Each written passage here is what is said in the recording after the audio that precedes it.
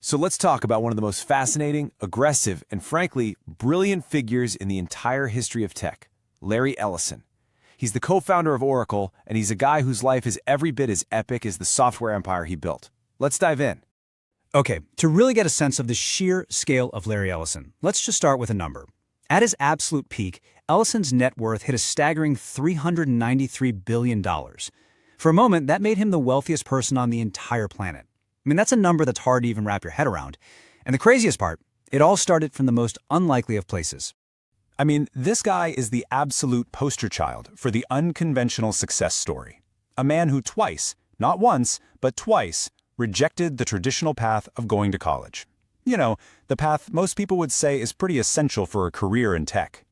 And then turned around and bought 98% of Lanai, which is the sixth largest island in Hawaii. So the question is, how on earth does a college dropout end up owning his own personal paradise? Well, that's the story we're about to unpack. To really understand the billionaire, you have to go back to the beginning. Way before the yachts, before the private islands, there was just a young man who absolutely refused to play by the rules. His early life was actually marked by loss and a really clear rejection of doing things the normal way. You can see a pattern start to form pretty early on. In 1964, he drops out of the University of Illinois right after his adoptive mother passes away. Then, just 2 years later, he leaves the University of Chicago after only one term. So instead of getting a degree, he just packed his bags for California and dove headfirst into computer programming. And that one move, well, that changed everything. See, out in California, Ellison didn't just find a job. He found the one big idea that would define his entire life, the relational database. Now, to put it simply, this was a totally revolutionary way to organize information. Think of it like super-powered spreadsheets, all linked together, making huge amounts of data easy to access and actually use. This idea would completely change the game for business technology forever.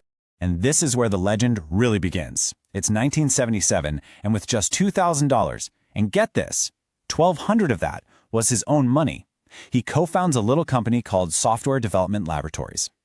The whole idea came from an IBM research paper he'd stumbled upon. And their very first major client? None other than the CIA for a top-secret project codenamed, you guessed it, Oracle. But Oracle's rise wasn't all smooth sailing, not by a long shot. By 1990, the company was literally on the verge of collapsing. And the reason? A really aggressive sales strategy, where they were encouraged to book future sales in the current quarter. It made the numbers look amazing, but the whole thing was a house of cards.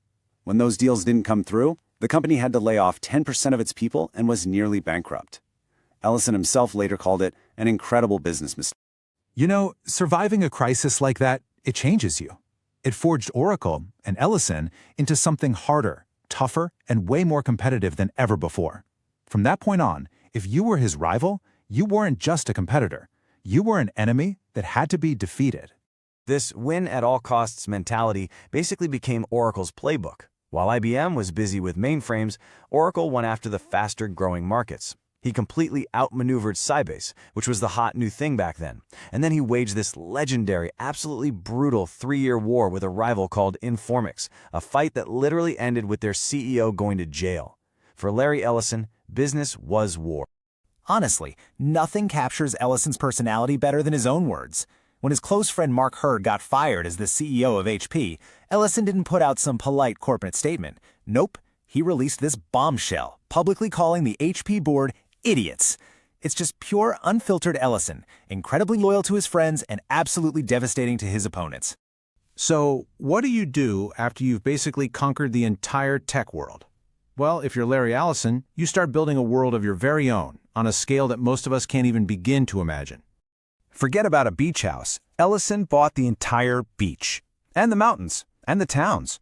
Back in 2012, he bought 98% of the Hawaiian island of Lanai for what's estimated to be about $500 million. And his real estate portfolio, it's just the stuff of legend. In 2022, he set a record in Florida, paying $173 million for a single estate right on the ocean.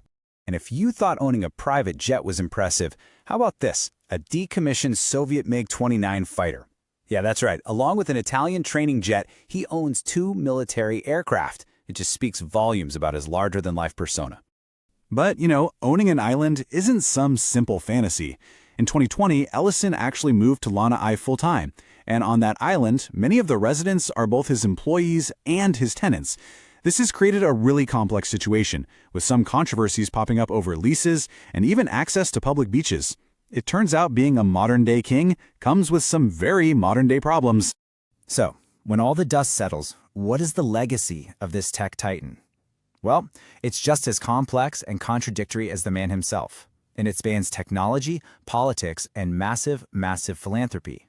You really can't put this guy in a single box. He's donated to Republican super PACs, and he was on a call that challenged the 2020 election results. But at the same time, he signed the Giving Pledge, which is a promise to donate the vast majority of his fortune to charity. And he's already making huge contributions, like a $200 million gift to create a state-of-the-art cancer research center.